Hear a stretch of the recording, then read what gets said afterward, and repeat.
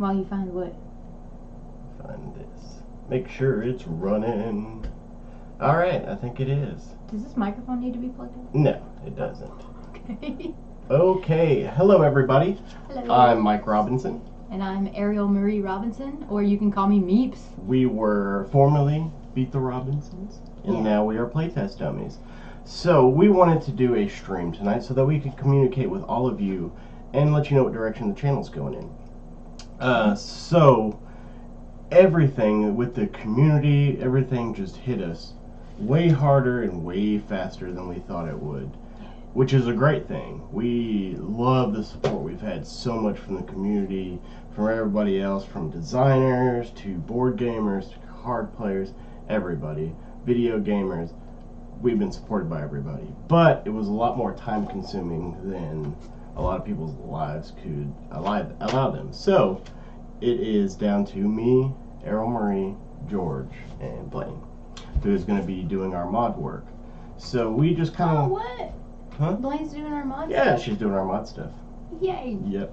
You're going to have to teach her a lot about modding. I can do that. Sorry that I sound terrible and that my face looks awful. We live in the lovely state of Louisiana, and in Louisiana the weather changes constantly at the drop of a hat. So I have a wonderful sinus infection that's been killing me for a few days. But we still wanted to do this tonight and just kind of get everybody up to speed with what's going on over here at the channel, what direction we're going in, stuff like that. So we are probably, again, we have lost half our team, so the work isn't really able to be divvied up as well. So we're kind of thinking about going down to one playtest game a month. So now we're gonna have to come back and contact all you wonderful designers and find out what kind of time frame you're looking at for your games. And that's just unfortunately because we just don't have the time to keep up with everything. But we are going to be still doing at least 2 streams a week. We've been having a lot of fun doing these polls out on Twitter, letting you guys, the community, decide what game we're going to play. It's been a lot of fun. And, you know, we have so many games, so there's always tons of room for polls. But we want to thank so many of y'all for staying with us. People have just continually supported us, wanted to see us do this stuff, wanted us to come in and keep, you know, playing games, talking about games, discussing mechanics. So we're not going to stop. You know, we've been going full force now. We're hoping next week will be when everything gets right back on track. So we're going to talk to you, a lot of you designers soon, and find out where y'all stand on what time you want your games back. We're going to be focusing on more YouTube content. Yep. Skits, board game skits. We got several ideas. And actually we were thinking also about, with a lot of the community of game designers, you know, instead of doing streams, which are, you know, 3-hour-long videos that we're putting up on YouTube, we could do like watch it played type videos for these designers. So that might be the direction we're going with some of the playtest games. We haven't quite decided yet. We've been playing a lot of catch up and stuff. I'm sorry, one of our dogs was into something. But yeah, so the watch it played type videos, where you can see me beat Mike at everything. Yeah. And so we have also been coming up with a lot of ideas for events on our page, different giveaways, contests. Karul Hamdan, he just won our logo contest. So he decided to choose the $100 Amazon gift card. So we have sent that to him. I hope he's able to get something wonderful for it. We hope to do more stuff like that to help us start generating some funding for the channel, so we can start getting better equipment, doing a lot better content. We are looking into getting into a studio soon, which that's already underway, so it'll be nice. Twitch affiliates. We are Twitch affiliates, so we can now take subscriptions and bits, all that good stuff. Do some reruns. I'd love to have some reruns on our channel. People catch some of the games we've done so far. Merch. We're gonna have some merch soon. So And an emote. Yep, and an emote. Which we've had 2 subscribers already. Yay. Yep. And so we're gonna have some T-shirts. We're gonna have some hats. We're gonna have. Now this is like later. Yeah, we're just thinking about different things we could have. I'm sure we'll be pitching ideas out there to people, and then start doing merch giveaways, all that good stuff. People have again liked the polls that we've been doing for our game segments, so might as well keep doing that. It's been a lot of fun. Yeah, I mean they get to see what they voted on. We are also going to be doing a podcast. Once a month, we'll be doing a podcast, and it will be our dummy design podcast. So we will have that posted up as soon as it gets rolling. We've been wanting a lot of. Hold on, make sure this is.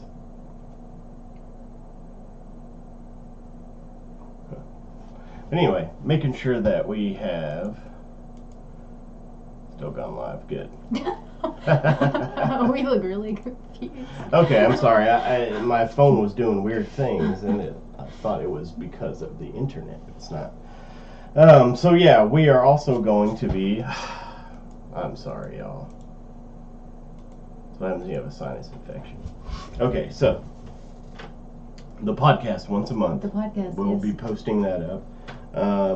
The podcast is going to be more focused on game design sessions, different games we're working on, different games that are coming up, just board games, the good stuff. Games that we're going to have coming up on the channel soon. Yes. We've gotten some nice ones.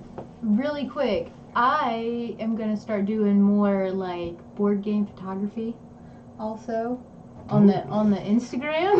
Yeah, she runs our Instagram for us as well. Which is Playtest Dummies. Yep. So. Yep, Playtest Dummies Instagram. Yeah. I'm not really a picture person, so I'm glad she takes care of it. But back to the games. Yes, back to the game. So we just recently got a very nice one. Space Base. Space Base is a game by John D. Clare. Space Base is a really fun tableau building. I know people get tired of hearing this tableau building, engine building type space game. I like that though. But dice drafting as well. If you've ever played Kingsburg, it has a very similar rule as Kingsburg does, where you have a tableau laid out, and this tableau is labeled 1 through 12. And you have, this is technically your space station, this is your console. And you have spaceships that are flying in and landing in these different things. Well, each card has a number in its top right that tells you whether it goes in sector 1 through 12. I unfortunately haven't unwrapped any of the cards yet. But anyway, each card has a blue side and a red, a blue action and a red action. So when these go into these different spaces, 1 through 12 again, like in Kingsburg, you'll roll 2 dice, and you can either do 2 actions, like let's say you roll a 5 and a 3. So you could do whatever action is on the 5 space, whatever action is on the 3 space, or you can combine them and do the action that's on the 7 space. And so, these are sparkly. yeah, they are sparkly. Dig that. Look like the galaxy. Cubes, keeping track of points, and they're got 2 actions because if you play a card that has 7 and it's your turn and you roll that dice, you get to do the blue action. If you have deployed the ship, it will go under your board where the red action is only showing. If it is somebody else's turn, because when somebody rolls the dice, everybody uses them. So the red one would go off on someone else's turn. So, very fun game. We hope to bust this one out very soon. Ooh, we better not get these mixed up with Terraforming Mars. Yeah, it looks similar to Terraforming Terraforming Mars. Mars. But I don't think I would ever make. You're gonna make these people think we just throw our board game pieces willy-nilly all over the place. I just meant. Like, ooh, don't mix things up. Like we just keep we keep all of our board game components in a giant pile. We have a big jar. And we have a big empty pickle jar, and just whenever we're done, we just, throw them in there. Sometimes you don't get all the pieces you need in the game, but you look so weird. They can't see the box. Oh yeah, I'm sorry. They're just like, what's he doing? Okay. All right. So Space Base. Space Base is one. Ooh, I want to see that. I knew you would. That's why I brought it.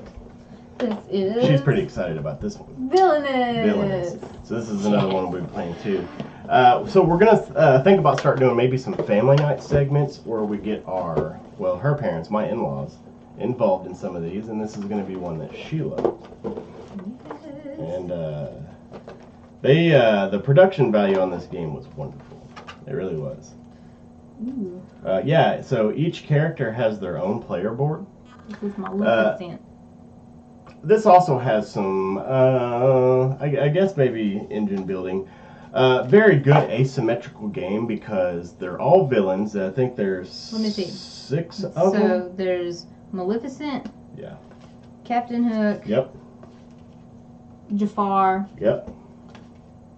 Oh, Prince John. My favorite. And if you don't remember Robin who Hood he and Little is, John yeah. running through the forest. Oodle-eye, golly, what a day. Anyway, Queen of Hearts. Queen of Hearts. And Ursula. Ursula. All right. So they all have a different way to win the game. Oh, sorry. While she's getting all those pieces out. So Maleficent, really cool player board. It's all based off, around their movies anyhow. Maleficent's objective is to start the turn with a curse at each location. So as soon as she starts a turn with a curse on each of these locations, she wins the game. What? Oh no. Let's see. Just throw it in the jar. It's fine. Captain Hook, defeat Peter Pan at the Jolly Roger. So the Jolly Roger is over here on this base because you have a pawn. And during your turn, you're going to move this pawn to each one of these locations to do different actions. And so here's the Jolly Roger. You're going to have to get Peter Pan's card. First, you're going to have to find it in the deck. Get Peter Pan's card here, and then defeat him here at the Jolly Roger. So it's pretty neat how a lot of these characters have to win. Jafar, you have to start your turn with the magic lamp at Sultan's Palace and Genie under your control. Jafar. So yeah, so he would have to be at the Sultan's Palace with the magic lamp and Genie under your control. Very cool way to win. Prince John's seems very simple to start your turn with at least 20 power. So you're going through Sherwood Forest and Friars Tuck Church, Nottingham, and the jail, and you're just being greedy. Yeah. Just being greedy. Pretty much Prince John's whole, MO. Queen of Hearts. You must have a wicket at each location and successfully take a shot. So, wish I knew more about that. Yeah. Haven't played it yet. You're like, I don't know. I don't know. Ursula, start your turn with the trident and the crown at Ursula's lair. I like her little. Very neat. Yeah, she does have a neat little thing. The artwork on these boards are great. It really is. I don't know how these went in here. Oh my gosh. They all have their own deck of cards. Really neat cauldron. It's really neat. Oh, really good production value. I didn't know these were in there. Did you? Yeah, that's their guides. Oh. So, oh, everybody gets one? Yeah, so whatever character you pick okay. comes with its own guide and tells you everything you need to know to play that character. And I really love it when games do this. Just give everybody their own little rule book. Vast from Leader Games, Vast does this very well. Gives everybody a player card, so that's pretty nice. It gives you this is what I was looking at. The objective and actions. Okay, yeah. So player reference card. Yeah. Cool. Yeah. Villainous, though, they actually came out with an expansion for it. already. It added Hades. Why is Hades the only one I can remember? It added Hades. Cruella? No, it didn't add Cruella. Ah. Who was the witch in Snow White? What? Who was the witch in Snow White? The evil one. In Snow White? Yeah. I thought that was Maleficent. Alright, y'all won't judge me. I don't remember. Anyway, I guess if we had the expansion here, it would help. There's Maleficent Sleeping Beauty. I don't know. Yeah, Maleficent is Sleeping Beauty. She's my least favorite. Yeah, she's Sleeping Beauty. Then we have another game from Inca and Marcus Brand, Village. I've heard many good things about this. Now, I've played My Village, but I have not played Village yet. Inca and Marcus Brand, though, they're very popular for making great games. Girl, what you doing? I was making sure the stream was okay. So, Village. Very lovely game. My Village was pretty fun.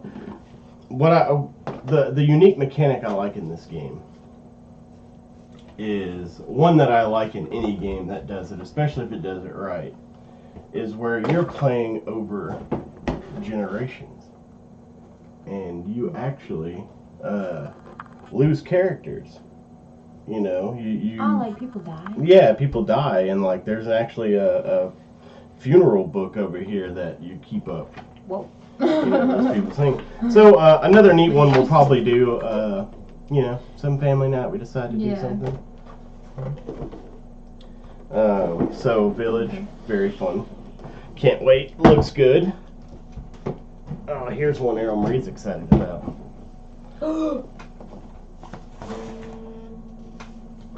Oops, did I hit that? Where'd you put villainous at? Duh, Fables by me over here. Yeah, you left the rule book. Oh. Left the rule book out of it. Can you believe that? I'm sorry. She's just wanting to lose rule books. Okay. This is Stuffed Fables. Mike got this for me. I've been wanting this like Yeah, she's been wanting it for a while. forever. I think it only came out last year, But this is an adventure book game by Plaid Hat Games. Yep, Plaid Hat has made very great games. They made Dead of Winter, which was one of the first games we ever owned. We played quite a lot of it. The first thing you see, it tells you not to go through the discovery deck. Don't go through it. Don't rearrange it. Yeah. It's just like if you play Charterstone or something. Just don't do it. I'm gonna get to that. Hang on. But the artwork in this game is amazing. But this is the storybook, and it is like solid. It's really cool, but the miniature, I think they're called nightmares. Creepy. They are creepy. Yeah, because super creepy. The premise is that you're basically like, you know, like toys. Yeah, you're the toy. You belong to this little girl. Yeah, and you have to protect her from like nightmares and stuff and all that. But that's what it is. What? Yeah, nightmares. But there's a character called Piggle, and they all have different things that they can do. Like he's lucky, kind of thing. So there's Piggle or she, I don't know. Stitch. Stitch is pretty cool looking. He looks neat looking. Let's see. And then he looks like he's just ready to prove himself. He's got a pencil. And then Theodora. She's a little teddy bear, but she's missing an arm, and she's got like a little swallow. Oh, she got a swallow stuck to it. I see. Yeah. Cool. No, but her other arm. Oh, her other arm. I think she's missing an. No, just kidding. It just looks like that. I was about to say, whoa, that's brutal for I'm sorry. a kid's game. And then who's next? Lumpy. Look at him. Look at him. A little lumpy elephant. He's got like a little mallet. And then Lionel, who is super fierce. Look at how Super fierce. aggressive. So, oh, and Flops. I can't forget Oh no, Flops. you forgot Flops. Flops is like an archer bunny rabbit. So, yeah. But they're super cute, and they all have little miniatures that go with them, and miniatures that go like with the nightmares. Because the book is your board, kind of thing. Yeah. And I'm not gonna. And there's also buttons that you use. Yeah, neat. I like board game components like that. Dice. Crazy miniatures. You gotta show them the miniatures. I wanted to show just to kind of like how this is set up.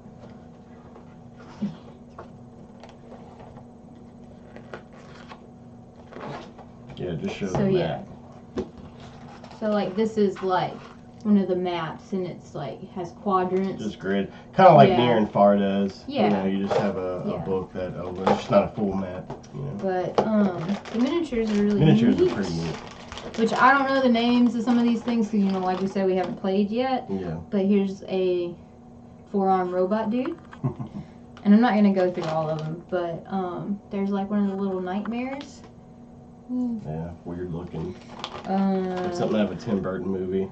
here's like a sorcerer looking A person. wizard? Wizard. There's a wizard in this game? Here's a robo dog. Oh my goodness. I think this is a robo dog, is what it looks like. And then, like I said, no, the creepiest one in here to me. And Ooh. oh, here's a little Lionel. See, they each have miniatures too. But I'll show you this last one. One of the creepiest ones to me, for real, reminds me of something out of like, not that one, it's this one. Out of that part in Toy Story. Oh, yeah. Because this has like a creepy doll head on it Attached to like some and scissors. stuff. Yeah, it's like Yeah. a weird crab That's weird. situation. But those are super cool. Anyway, interesting game. Might have to make a no spoiler series on this, you know, like Yeah. put spoiler alerts. Yeah, I'm excited about this game for sure. Ooh, and here is another one we'll be bringing to the channel soon. This is one we've already played, but really enjoyed it. New Frontiers. New Frontiers. New Frontiers is the Race for the Galaxy board game from Tom Lehman. Now, granted, really nice player boards. Well, I like them. You build your You put your worlds. planets around them, yeah, your worlds. Yeah. You know, good tokens, you know, just solid pieces. Really fun. There's a, what do they call it? Civilian colonizer. I'm sorry, there's a colonizer mechanic in this. Gold tiles for in-game. The thing about New Frontiers, that's why I'm not going to talk about it a whole lot, is New Frontiers, it doesn't really bring anything new to the Race for the Galaxy. It's just Game in a series. different. It's honestly, if you were wanting to teach somebody Race for the Galaxy, what? Would you choose? Would you Oh! I thought you were about to say something about me being bad at Race for the Galaxy. No. Psh, she does beat me every time, though. I really like Race for the That's Galaxy. regard. Teaching Race for the Galaxy is really hard. I consider it to be one of the hardest games in our collection to teach. Like I got frustrated when he was trying to teach me. Well, it's just there's so many icons, so many things going Yeah. on at first. But once you get somebody rolled into it, it's not so bad. If I was going to teach somebody that game, I would show them this game first. This game really solidifies all the rules. Because I guess if you look at Race for the Galaxy, it is a board game. It's just a board game condensed down into a card game. Yeah, they're just like. And that's kind of what this is. This is just if you opened the card game up and just took all its insides out. Yeah, and like That's what gave them their own Yeah. peace kind of thing. And there you go. You have new frontiers. Yeah. So a few of the games will be coming to the channel soon. Yeah. I mean, it did add a little bit to it, but a little bit. You haven't played Roll for the Galaxy yet, though. Oh no, I haven't. Roll for the Galaxy is probably my favorite one. Oh really? I am really waiting on my wife to buy me my own copy of Roll for the Galaxy. Yeah. Okay. So another thing I was going to say is I was going to talk to George about doing a Gloomhaven series for the channel, for the YouTube really, not for the Twitch channel. And I actually just got a message from Sir George. Sir George? And he said that his wife would be down, Blaine would be down to join Gloomhaven with us after we got all the rules down, because me and him are still getting the rules. So you and her could join us, and we could do that as a series. Yeah. Gloomhaven. I played 5 whole minutes of Gloomhaven. No spoilers here, I promise. I played 5 whole minutes of Gloomhaven, and was immediately enthralled. Oh, really? Immediately wrapped up in the game. So you've played games with me before. We played Wrath of Ashardalon. We've played other games where you're moving miniatures around. Yes. You attack it, it attacks you. Yeah. Oh, I killed it. Okay, and continue moving, right? Mm-hmm. Well, that's what Gloomhaven is. But Gloomhaven does it so well. I have never been so engaged in miniature combat. Ever. It's teeny tiny combat. Yeah. I'm sorry. Well, I mean it is, but still. It's not tiny combat at all. Like I was making a joke. Anyway, so the combat is like really good. Gloomhaven does it so well. You're not bored for a second at all. Ooh. And every little thing you do just adds so much to the story, and you make these characters, and then these characters will eventually retire because you pick a quest. And so there's really no end to Gloomhaven. It's just there are hundreds of scenarios. You just gotta see it. So we're thinking about doing a series on that. But other than that, I think that was everything we had to discuss. Yes, we might even be doing a D&D series as well. I don't know. But do look for us soon. We'll have the podcast come in very, very shortly. That'll be me and George most of the time, and then possibly Meeps and Blaine. We'll see if they want to jump in on it. Again, we just got, kind of shorthanded, so we're catching up now. Yeah. And it'll be good. And if we continue to get support from the entire community like y'all have been, there's no stopping us. So we do want to say thank you so much from both the Robinsons to you. And until next time, guys, we're the playtesting.